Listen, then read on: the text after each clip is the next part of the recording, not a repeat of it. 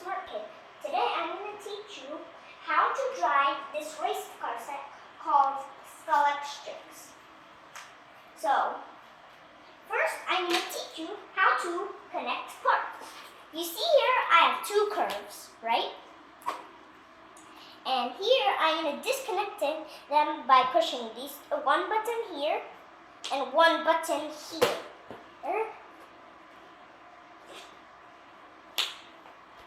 That's how you disconnect. Now I'm going to connect. So you have to put all of the like little teeth in the holes, and don't let them get above or under the track. That's how you connect. And if you want to go, like here I have my car and my controller. I'll push the controller, but not too hard.